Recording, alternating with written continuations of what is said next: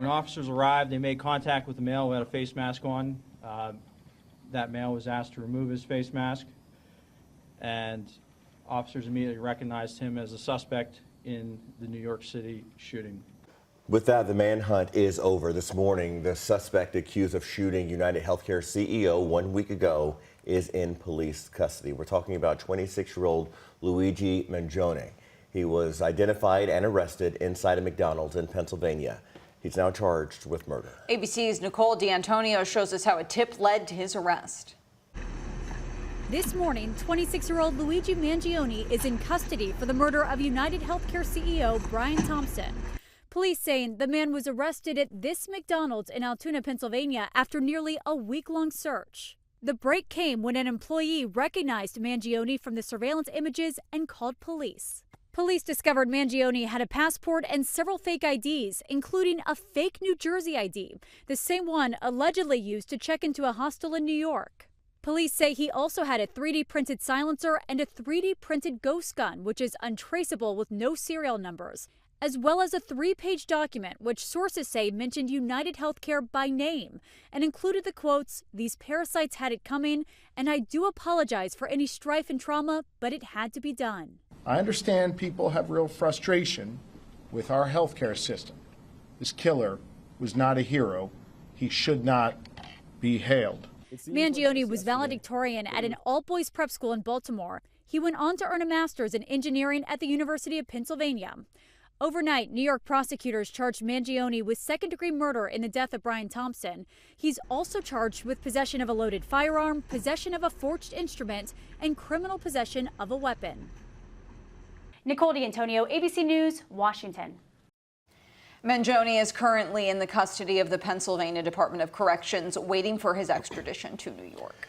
Today marks 3 years since powerful tornadoes devastated western Kentucky. And you can see some of the damage there on your screen. This is from Mayfield. Hundreds of homes and businesses were destroyed. 24 people in that town died. Mayfield is still working to rebuild. Back in June, Governor Andy Beshear announced $30 million would go toward revitalizing Mayfield's downtown. Another $230 million will help build hundreds of affordable rental homes. Construction is set to begin in the spring. Now, the governor will be in Mayfield this morning for the dedication of a home for one of the tornado survivors. He's also set to celebrate a $3 million investment by AT&T to expand high-speed internet in the area. Then this afternoon, he'll join local leaders in Muhlenberg County to celebrate the first Habitat for Humanity home for tornado survivors. Overall, 80 people were killed across several counties in the December 2021 outbreak. Opening statements could happen today in the trial of a former Jeffersonville, Indiana daycare worker. Brittany Baylor is accused of neglecting a child leading to their death. The 35-year-old was charged with the death of an infant who died from a head injury in 2022. While she was in jail on those charges, Indiana State Police charged her with another count of child abuse.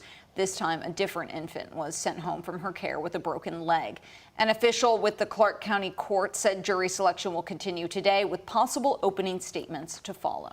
6:05 now. A fifth suspect in a shooting at Harvard's homecoming in New Albany is now in custody. New Albany police have charged 18-year-old Demarius Gardner Person of Louisville with murder. The shooting happened back on October 12th. An 18-year-old from Corydon was killed. Court documents say Gardner admitted to involvement.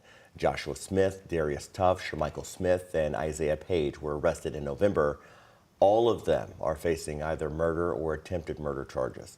Smith and Page were in court yesterday. Smith is expected back in court on January 6th, while Page is due to appear again on December 26th. We're told the investigation remains open. A woman charged for her involvement in a November 11th hit-and-run crash has been ordered to have no contact with her co-defendant. 23-year-old Zoe Wolf and 53-year-old Jason Cornett are facing charges for the crash that killed a 75-year-old woman in Oldham County. Police say Cornett was driving and drank alcohol before the crash.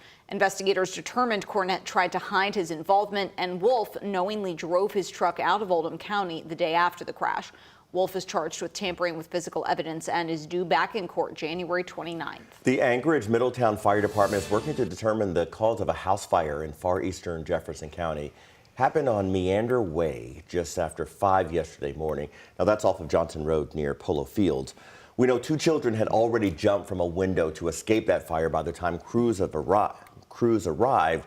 Firefighters did rescue someone from the 2nd floor. They also rescued 2 dogs.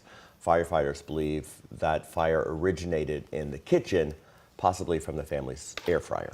And the city is reminding Louisville landlords they must now test their rental homes for lead. Metro Council passed the requirement in 2022, and the portal for submitting inspections opened last week. But since it went live, no landlords have submitted inspections.